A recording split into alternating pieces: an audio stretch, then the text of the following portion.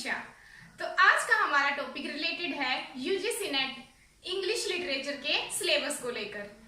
तो देखो, जब भी हम किसी कॉम्पिटिटिव एग्जाम की, नेट की या एचटेट या सीटेट या कोई भी यूपीएससी लेवल का हो गया, किसी भी लेवल के पेपर की जब हम तैयारी करते हैं तो सबसे पहले हमें उसका सिलेबस अच्छे से पता होना चाहिए और ये उसके साथ साथ हमें ये भी पता होना चाहिए कि उस सिलेबस को हम अच्छे तरीके से एक स्ट्रेटजी के साथ कैसे कंप्लीट कर सकते हैं।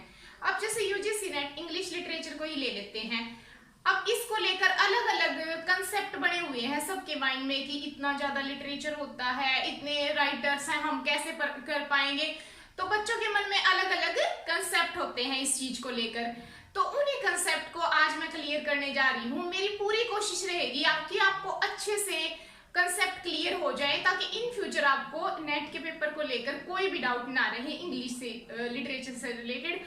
देखो, ये बात तो कंफर्म है कि लिटरेचर एक छोटी चीज तो है नहीं शॉर्ट लेवल पे। तो अगर वो यूजीसी या एनटीए नेशनल एजेंसी हैंडल कर रही है तो ऑब्वियसली उसका सिलेबस तो बड़ा होगा। बट हर एग्जाम की तरह जो यूजीसी या एनटीए कह सकते हैं वो भी एक पैटर्न ही फॉलो करता है। ऐसा तो है नहीं कि वो बिना किसी पैटर्न के या कि कुछ भी दे देता है, ऐसा तो बिल्कुल कभी नहीं होता। तो अब समझना हमें ये है कि फिर हम किस तरीके से पढ़ें और कैसे पढ़ें कि जिससे कि सारा सिलेबस हमसे कवर हो जाए और हम क्या करें उसके लिए। देखो, पहली चीज तो मैं आपको ये बताना चाहती हूँ कि सबसे पहले आपको ये देखना है कि जो सिलेबस है हमें कहाँ से स्टार्टिंग करनी है। जब भी आप स्टार्ट करो तो बिग लेवल की बजाय शॉर्ट लेवल से करो। बच्चे क्या गलती करते हैं? बच्चे गलती करते हैं कि वो देखते इतने सारे राइटर हैं, ब्रिटिश राइटर है, ये है वो है, और वो बहुत कंफ्यूज हो जाते हैं। ऐसा बिल्कुल नहीं करना है, ठीक है। तो वन बाय वन हम डिस्कस करते हैं। सबसे पहले तो इसके अंदर मैं बता देती हूँ 10 यूनिट होती है। ओके, 10 यूनिट्स आपको देखने को मिलती हैं। अब सबसे पहले मैं आपको फर्स्ट जो 4 यूनिट है उनके बारे में मैं डिस्कस नहीं कर रही। सबसे पहले मैं आपको बता रही हूँ कि सिलेबस को इजीली अगर आपको समझना है, करना है, तो वो कैसे करना है, ठीक है। तो सबसे पहले अगर आपको जब तक आपकी मुट्ठी में सिलेबस नहीं होता ना, और जब तक आपको ऐसा नहीं लगता ना कि मुझे तो सब कुछ आ गया, ये 10 यूनिट है, इनमें से मुझे एटलीस्ट इतना पता है कि इसके अंदर ये इंपॉर्टेंट है और इसके अंदर ये इंपॉर्टेंट है, वो आपको पिछले 10 ईयर के पेपर से बहुत ही ज्यादा क्लियर आइडिया हो जाता है। वो हम बाद में बात करेंगे, पहले हम यूनिट पे आ जाते हैं। तो जब भी आप इसकी तैयारी शुरू करते हैं तो सबसे पहले आपको स्मॉल यूनिट लेनी होती है। तो जो सबसे स्मॉल यूनिट इसमें है वो है यूनिट 5। यूनिट 5 जो है वो है हमारी लैंग्वेज के ऊपर, ठीक है। उसमें लैंग्वेज के ऊपर बताया जाता है कि जो लैंग्वेज होती है, बेसिक लैंग्वेज के कंसेप्ट क्या है, ठीक है। जैसे अभी कुछ शायद आजकल में ही मैंने कोई वीडियो अपलोड करी है ऑस्टिन, जेएल ऑस्टिन के ऊपर, उसमें भी स्पीच थ्योरी थी, तो वो भी लैंग्वेज के ऊपर ही थी। तो सबसे पहले हमें ये देखना पड़ेगा कि जो लैंग्वेज है ना उसमें से बहुत कम कंसेप्ट लिए जाते हैं। जैसे कि मान लिया कुछ एमएलए एक राइटिंग स्टाइल होता है, उसको ले लिया। सेकंड ले लिया गया है कि जैसे कि कोई ऐसा राइटर है जिसके बारे में पूछ रहे हैं कि जैसे बोल्ट हो गया, उसकी थ्योरी रिलेटेड है, या जैसे नोम चोम्स्की हो गया, उनकी थ्योरी लैंग्वेज में आती है, उनके कंसेप्ट में। तो बस हमें उन्हीं को पढ़ना है, हमें ज्यादा हवा नहीं करना, ठीक है। सेकेंडली हमें ये समझना कि जो लैंग्वेज होती है वो किस तरीके की है। जैसे इंग्लिश लैंग्वेज के कुछ कंसेप्ट को समझना, उसकी कुछ थ्योरीज को हमें जांच लेना है। उसके अलावा हमें कोई टेंशन नहीं लेनी है इसके बारे में, ठीक है। अब हम आते हैं यूनिट 5 पे। यूनिट 5 कर लिया, सॉरी यूनिट 6 पे आते हैं। यूनिट 6 रिलेटेड है इंडियन लिटरेचर से। किससे? इंडियन लिटरेचर से। अब जो इंडियन लिटरेचर है ना भाई, अगर इसके जो 10-15 राइटर है ना, अगर आपने 10-15 राइटर इंडियन लिटरेचर के अच्छे से पढ़ लिए ना, तो मैं आपको गारंटी दे सकती हूँ कि अगर आपने एक बार अच्छे से रीड कर लिए, 15 से 20 राइटर कह सकते हैं, हम मैक्सिमम 20 राइटर जो ऐसे हैं, तो वो अगर आपने रीड कर लिए तो ऑलमोस्ट नेट का 80% सिलेबस वहीं से कवर हो जाएगा। कुछ इंपॉर्टेंट राइटर है। अब देखो, हमने ये चैनल शुरू करा है और इसके थ्रू हम चाहते हैं कि अभी तक यूट्यूब पे कोई ऐसा चैनल नहीं है जो कि एक फुल कंसेप्ट में या पूरे एक ऐसे तरीके से लिटरेचर का सिलेबस करवा रहा है जिसमें बच्चों को और कहीं जाने की जरूरत ना पड़े। तो हम क्या सोच रहे हैं कि हम यूट्यूब पे बच्चों को वो प्रोवाइड करेंगे कि बच्चों को फ्री ऑफ कॉस्ट मिले और बच्चे को इधर उधर ना भागना पड़े, उसको एक ही जगह पे सब कुछ मिल जाए। इसकी शुरुआत हो चुकी है, ठीक है। तो आप ज्वाइन कर सकते हो हमारा यूट्यूब चैनल को, सब्सक्राइब कर लीजिए ताकि हर वीडियो का नोटिफिकेशन पहुंच जाए। तो इसी चीज की शुरुआत के लिए बस आपको चैनल को देखना है और इसके लिए आपको कुछ पे नहीं करना है और आपको कहीं जाने की जरूरत नहीं पड़ेगी। अपनी तरफ से हमारा 100% प्रयास रहेगा कि आपको अच्छी इंफॉर्मेशन दी जाए। तो ये 15 से 20 राइटर हैं जो मेनली ऑलमोस्ट हर बार पूछे जाते हैं इन्हीं के अंदर से। आजकल कुछ एक आधा दलित लिटरेचर हो गया, या कह सकते हैं हम कि जैसे जो एक थर्ड पार्टी जुड़ गई है, जैसे पिछले 2021 में हिजरा जो एक स्टोरी के ऊपर आया था, या विजय तेंदुलकर हो गई, ये कुछ न्यू भी ऐड हुए हैं। बट कुछ ज्यादा डरने की बात नहीं है, कुछ इतना बड़ा चीज नहीं है। जो राइटर हैं पहले वाले वो तो हैं, उनमें कुछ एक आधा चीजें तो ऐड होंगी भाई, डेफिनेटली इतने बड़े लेवल पे एग्जाम है तो डेफिनेटली कुछ तो ऐड करेंगे ही, ठीक है। थर्ड है हमारी, that is a cultural study, ठीक है। यूनिट नंबर 7 है, यूनिट 7 है हमारी कल्चरल स्टडीज, जो पिछले 2 साल से हमारे साथ जुड़ी है। उससे पहले कल्चरल स्टडी के बारे में नहीं पूछा जाता था। वैसे हम ये नहीं कह सकते कि नहीं पूछा जाता, जैसे होमी के भाभा है, वो इंडियन राइटर हैं, वो कल्चरल स्टडी से रिलेटेड हैं, और बहुत सारे और भी राइटर के बारे में पहले भी पूछा जाता था। बट इसको एक अलग यूनिट नहीं बनाया था, इसको एक प्रॉपर आइडेंटिफिकेशन नहीं दिया था कि ये कल्चरल स्टडी से रिलेटेड है। बट अब इसको एक पहचान दे दी गई है और इसके अंडर कि किसने, सबसे पहले तो आपको ये समझने की जरूरत है कि कल्चरल स्टडी एक्चुअल में होती क्या, इसकी शुरुआत कहाँ से हुई, इसकी शुरुआत कहाँ से हुई और इसका जो स्टार्टअप था वो कहाँ से लेकर अब कहाँ तक पहुंचा हुआ है। तो उसके लिए हमने कल्चरल स्टडी की 10 राइटर्स पे जो इम्पोर्टेंट है, जो हर बार पूछे गए, अभी पिछले 2 साल से भी जो पूछे जा रहे हैं, उनकी प्लेलिस्ट हमने अपने चैनल पे अपलोड कर दी है। अगर आप वो देख लेते हो तो आई डेफिनेटली श्योर कि अगर 10 क्वेश्चन या 5 क्वेश्चन जितने भी आ रहे हैं, कोई सिंगल क्वेश्चन ही बाहर आए, अदरवाइज ऑलमोस्ट टॉपिक मैंने कवर करे हुए हैं। अगर आप उसके कंसेप्ट को समझते हो, फर्स्टली आपको कंसेप्ट समझने, अगर आप उसके कंसेप्ट को अच्छे से क्लियर करते हो ना, तो आई डेफिनेटली श्योर कि आप अच्छे से क्लियर कर पाओगे उन चीजों को, ठीक है। तो कल्चरल स्टडी हुआ अब हमारा। अब देखो इसके बाद ना 2 चीजें आती हैं, एक मिनट,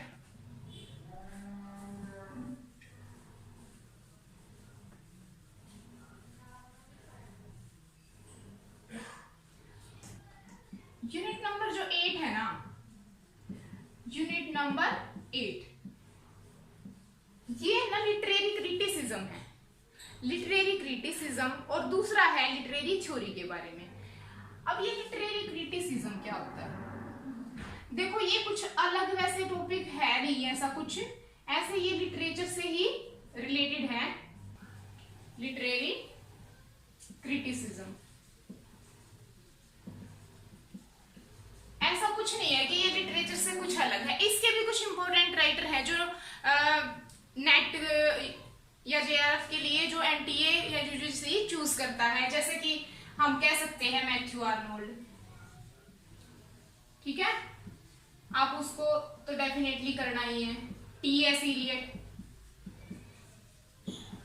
और फिर कह सकते हैं हम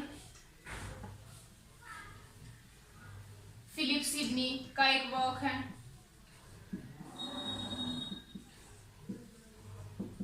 और कह सकते हैं हमें प्लेटो, और कह सकते हैं एरिस्टोटल,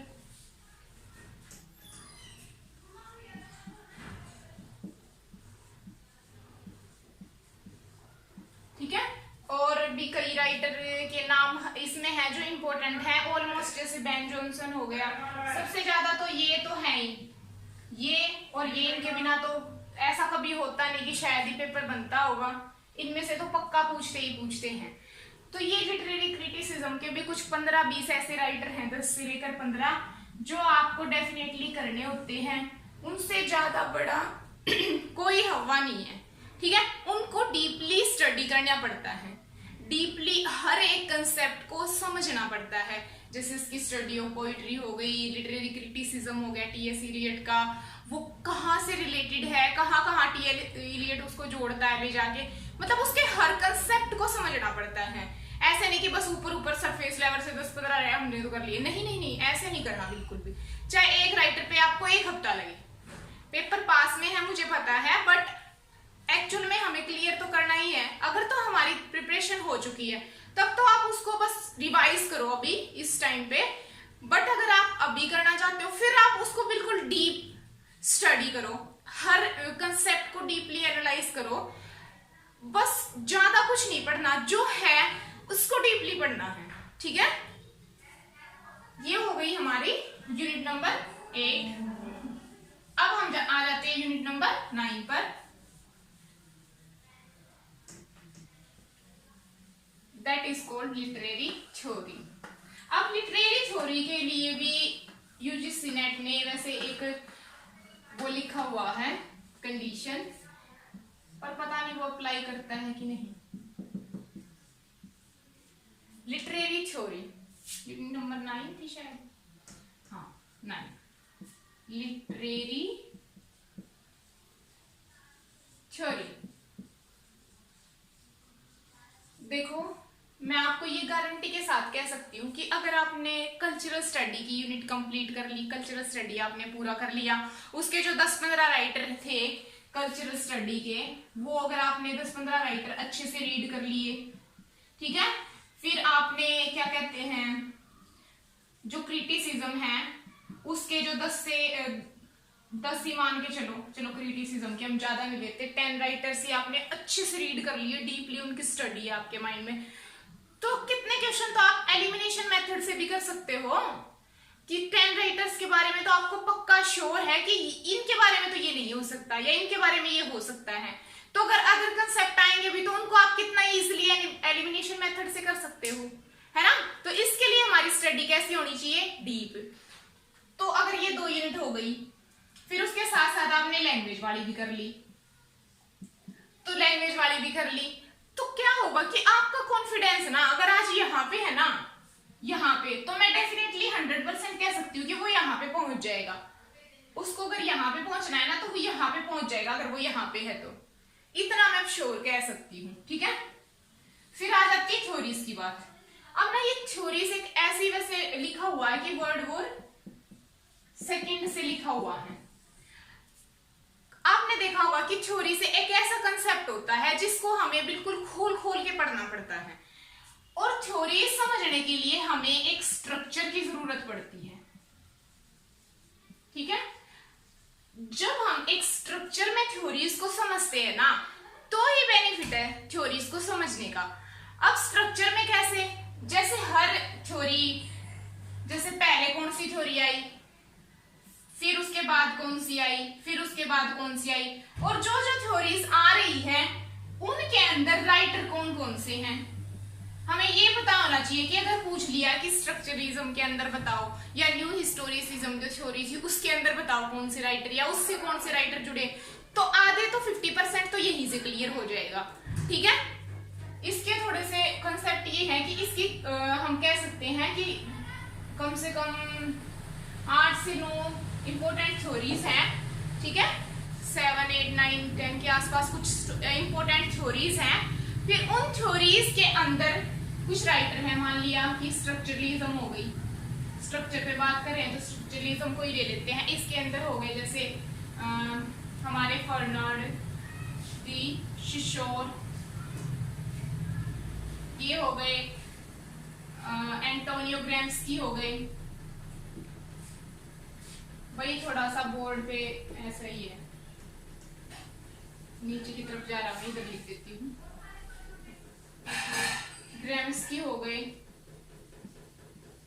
और कौन कौन से हैं हमारे ऐसे ही जैसे नोम चोम्स्की भी आ जाते हैं इसी के अंदर, और कौन ये सारे स्ट्रक्चरलिज्म के। तो सबसे पहले तो हम यही समझना है कि स्ट्रक्चरलिज्म एक्चुअल में क्या होता है, इन राइटर ने उसको क्यों फॉलो करा, इनकी उस चीज को लेकर क्या थिंकिंग थी, इन सब कंसेप्ट को समझना होगा। ठीक है, तो थ्योरीज आप तभी शुरू करें जब आप एक प्रॉपर एक वीक ले कि हाँ मान लिया आज वेडनेसडे है, तो वेडनेसडे से लेकर नेक्स्ट वेडनेसडे तक मुझे कुछ नहीं करना, मुझे बस थ्योरीज पढ़नी है। ठीक है, अभी हम एक थ्योरीज के ऊपर वीडियो शुरू करेंगे अगले कुछ दिनों में, तो उनमें स्टेप बाय स्टेप हम हर थ्योरी के बारे में एक्सप्लेन करके आपको समझाएंगे कि एक्चुअल में कैसे हम उनको अच्छे से कर सकते हैं वन बाय वन। ठीक है, तो एक वीक में आप ओनली थ्योरीज को ही पढ़ें, उसके अलावा सब भूल जाएं एक टाइम के लिए। ठीक है, पेपर फर्स्ट करें, उसके साथ आप 1-2 घंटे 3 घंटे जितने भी आपके पास हैं, बट जब आप थ्योरीज पढ़ रहे हो तो पूरा फोकस आपका थ्योरीज पे होना चाहिए, क्योंकि एक बार जब आपने अच्छे से थ्योरीज को पढ़ लिया और उसके हर कंसेप्ट को समझ लिया, या ये समझ लिया कि ये राइटर इस थ्योरी से रिलेटेड है, तो आई डेफिनेटली श्योर कि फिर आप कंफ्यूज हो ही नहीं सकते इन फ्यूचर। ओके, तो ये थी यूनिट नंबर 9। अब जो यूनिट नंबर 10 है वो कुछ ज्यादा ऐसा नहीं है, वो थोड़ी बहुत आपके पेपर फर्स्ट से रिलेटेड है, तो मुझे लगता है कि अगर वो आप पेपर फर्स्ट में भी अच्छे से कर लेते हो तो शायद आपको मे बी वो करने की जरूरत ना पड़े। ठीक है, थोड़ा बहुत पढ़ने की जरूरत पड़ सकती है, पर ज्यादा मैं नहीं कहूंगी, क्योंकि वो हम पेपर फर्स्ट से भी कर सकते हैं क्लियर, जो रिसर्च है। ठीक है, अगर बच्चे पेपर फर्स्ट की रिसर्च अच्छे से पढ़ रहे हैं तो मुझे लग रहा है कि वहीं से रिसर्च आपकी क्लियर हो जाएगी जो इंग्लिश में है, क्योंकि रिसर्च का जो मेथड जो पैटर्न है वो ऑलमोस्ट सेम होता है, जो क्वेश्चन भी अभी तक देखे गए हैं वो कोई पेपर फर्स्ट में जो हम पढ़ते हैं उससे कोई डिफरेंट नहीं होते, सिमिलर ही होते हैं। तो ठीक है, आपको इसके ऊपर फोकस ज्यादा नहीं करना है। तो अब आपको समझ में आ रहा है कैसे स्टेप बाय स्टेप करना है हमें। अब बात रहेगी हमारी पहली 4 यूनिट की। मैम आपने मेन तो बताया ही नहीं है, पर बेटा मेन तो यही है ना, कंसेप्ट क्लियरिटी, ये है मेन। तो अगर ये हो गई ना आपकी कंसेप्ट क्लियरिटी, तो बस फिर कुछ नहीं रोक सकता आपको। कंसेप्ट ही क्लियर है, पता है कि पहले ये यूनिट पढ़नी है, ये कंप्लीट होगी, ये कंप्लीट होगी। सबसे ज्यादा कंफ्यूजन कहाँ पे क्रिएट होता है, जब हम एक ही यूनिट को लेके बैठे रहते हैं और हमें पता ही नहीं कि क्या हो गया क्या नहीं, वहीं पे कंफ्यूजन क्रिएट हो जाता है। अब सबसे पहले उस कंफ्यूजन को दूर करना, और उसके लिए क्या करना होगा, स्मॉल चीज को पिक करना होगा। ठीक है, उसको पिक करा, पढ़ा कुछ राइटर्स के बारे में, अब एटलीस्ट आप इतने कॉन्फिडेंट हो कि आपको ये पता लग गया कि हाँ चलो वो तो प्रिपेयर है हमारा 50%, 60, 80% कुछ तो प्रिपेयर है ना। और वैसे भी आजकल जो नेट के पेपर में देखा गया है कि जो पहले क्या होता था कि ब्रिटिश लिटरेचर पे ज्यादा फोकस होता था और 80% पेपर ब्रिटिश लिटरेचर से ही बनाया जाता था, बट आज की डेट में ऐसा नहीं है, और आज की डेट में कंसेप्ट क्लियर हो गए हैं, यानी कि पूरा फोकस ब्रिटिश से ऐसा नहीं है कि पूरा इसी पे फोकस है। आजकल इन जो ये जो यूनिट मैंने अभी बताई, लिंग्विस्टिक की हो गई या लैंग्वेज के ऊपर हो गई, इन पे ज्यादा फोकस करा जा रहा है, या पोस्ट कॉलोनियल चीजें हो गई। ठीक है, उन चीजों पे ज्यादा फोकस करा जा रहा है कि बच्चे की डीप नॉलेज चेक करी जा रही है। तो ब्रिटिश लिटरेचर में भी ऐसा है कि भाई कुछ ना कुछ तो ये है कि इम्पोर्टेंट राइटर है जो उनको तो पूछ ही लेते हैं, बाकी इतना कुछ खास नहीं कि हाँ उनके बिना काम नहीं चल रहा। अब देखो पहली जो 4 यूनिट बच गई, फर्स्ट, सेकंड, थर्ड और फोर्थ। अब इन सब के लिए आपको एक अलग स्ट्रेटजी की जरूरत है। सबसे पहले आपको ब्रिटिश लिटरेचर नहीं छेड़ना। आप कहोगे ओ ये तो पागल है मैम, ये क्या कह दिया, वही तो आती है। भाई रुको 1 मिनट, सबसे पहले अगर आप ब्रिटिश लिटरेचर को छेड़ोगे तो वो इतना ज्यादा वास्ट हो जाता है कि वहीं से कंफ्यूजन क्रिएट होती है। ठीक है, आधा तो जब आप कल्चरल स्टडी वगैरह पढ़ लोगे वहीं से आपको बहुत सारे कंसेप्ट तो क्लियर हो जाएंगे। ठीक है, अब इनमें एक में होता है ड्रामा, सेकंड है पोइट्री, थर्ड में है फिक्शन और एक है नॉन फिक्शन। अब इनमें से भी मान के चलो कि 10 नंबर का तो शायद पैसेज ही आ जाता है, 10 नंबर का तो पैसेज आता ही आता है। 10 का भी नहीं, 5 का लगा लो, 5 या 10 में से एक पैसेज तो पक्का बनता है, ठीक है। और सेकंड रह गया अब हमारा कि इनमें से भी जब आप पढ़ना शुरू करो ना, तो आप सबसे पहले जिनको नोबेल अवार्ड मिला ना, बस उनको पढ़ना है आपको। जिनको नोबेल अवार्ड मिला है या बुकर प्राइज मिला है, या तो नोबेल प्राइज मिला या बुकर प्राइज मिला है, ये कुछ गिने चुने, और वो भी जो पिछले पेपर में ज्यादातर फ्रीक्वेंसी में आ रहे हैं, ठीक है। इन दोनों को आपने पढ़ना है पक्का। और 2021 में मिला था बॉब डायलन, वो भी आपको याद रखना है, ये सिंगर था। अभी 2022 में मेरे ख्याल गीतांजलि कुछ करके उनको मिला है, तो ये भी आपको याद रखना है। अगर आपने ये पढ़ लिया है, अब आपको आना है सबसे छोटी लिटरेचर पे, जो कि है हम कह सकते हैं इम्पोर्टेंट भी है, ऑस्ट्रेलियन लिटरेचर। ऑस्ट्रेलियन लिटरेचर हम कह सकते हैं। ऑस्ट्रेलियन लिटरेचर के भी आपने 5 राइटर ले लो जो करने हैं। उनमें से भी एक मार्गरेट एटवुड हो गई, एक जेएम कोटजी हो गया जो इम्पोर्टेंट ज्यादा है, वो कैनेडियन हो गए, सॉरी ऑस्ट्रेलियन नहीं, वो कैनेडियन हो गए, ये बुश राइटर आते हैं इसमें। फिर मान लो हाँ कैनेडियन को ही ले लेते हैं, कैनेडियन लिटरेचर को ले लेते हैं, उसमें जो मैंने अभी बताया। फिर हम ले लेते हैं किसको, फिर हम ले लेते हैं कुछ जो फिलोसोफर हैं, जैसे कि प्लेटो हो गया, प्लेटो और एरिस्टोटल, ये दो तो आपने पढ़ के ही जाने हैं, इनके 1-2 वर्क है, बस उनको डीपली स्टडी कर लेना है। फिर ऐसे हो गया जैसे कि कैनेडियन हो गया। आजकल एक फ्रेंच लिटरेचर से भी क्वेश्चन पूछे जा रहे हैं, इसके भी 5 राइटर आप मान के चलो जो इम्पोर्टेंट है, ज्यादा नहीं 5 मान के चलो। फिर हो गया आपका, एक मिनट चेक कर लेती हूँ कुछ स्किप तो नहीं हो गया, रशियन लिटरेचर, रशियन, इसमें भी आप 5 मान के चलो, इसमें भी आप 4 या 5 मान के चलो। फिर है जर्मन, जर्मन तो आप चलो अभी के लिए हाँ 1-2 राइटर जर्मन में मान के चलो, आप 3 राइटर हैं। फिर है एफ्रो अमेरिकन, अफ्रीकन कह सकते हैं, अफ्रीकन। अब इसमें भाई कई राइटर इंपॉर्टेंट हैं, ये इसमें तो आप कम से कम 8 मान के चलो, और वो आपको रीड करने हैं, जैसे न्यूंगी वा थ्योंग हो गया, और वो पीलर्ड किसका नॉवल है, वो टोनी मॉरिसन हो गई, ठीक है। और एक और है जिसमें उसको नोबेल प्राइज मिला है, अभी ध्यान नहीं है मुझे, तो कई राइटर हैं इसके इम्पोर्टेंट, वो आपको करने हैं। तो मान लो सारे ओवरऑल लिटरेचर को मान के आप मान लो कि 30 राइटर हो गए आपके, 30 मान लिया आपने, ठीक है, 30 या 40 तक मान लो, वो हो गया। पर आपको ये हो गया कि ब्रिटिश लिटरेचर को छोड़ के मान लिया कितना आएगा ब्रिटिश लिटरेचर में से, 20, ठीक है, 20, इतना तो ज्यादा मैंने ज्यादा ही बोल दिया, पैसेज को निकाल दे तो 10 या 15 का मान के जा सकते हैं। अगर उस 10-15 को छोड़ के आप देखो तो आपको सारा पेपर में से कुछ ना कुछ आता है, और अगर आपको पूरा ही पेपर आता है तो फिर देखो टेंशन कहाँ पे है, नहीं है ना। और वो 10-15 भी हमने छोड़ा नहीं, वो नोबेल प्राइज अवार्ड या बुकर प्राइज ही हमने कर लिए, ठीक है, तो वो भी हमने स्किप नहीं करा, उसको भी हमने करा है। तो देखो कितना अच्छे से मेरे ख्याल से आपको समझ में आया होगा। फिर भी कोई डाउट हो तो बताइएगा कमेंट में। तो आई होप कि ये पूरा आपको अच्छे से समझ में आया होगा। पेपर फर्स्ट की भी स्ट्रेटजी हम अगर आपकी खुद कहोगे तो डिस्कस करेंगे। देखो अगर आपको बिल्कुल अच्छे से समझ में आया है तो चैनल पे विजिट करके सब्सक्राइब कर। पता है मैंने जब तैयारी करते टाइम क्या देखा कि बच्चे ना कंफ्यूज हो जाते हैं कि कहाँ पे जाएं, कौन सा कोर्स ले, क्या करें। तो कोई भी प्रॉपर एक चैनल है नहीं ऐसा कि जिसपे आप पूरी अच्छे से प्रिपरेशन कर रहे हो और आपको कहीं ना जाना पड़े। तो बस उसी की एक छोटी सी शुरुआत है।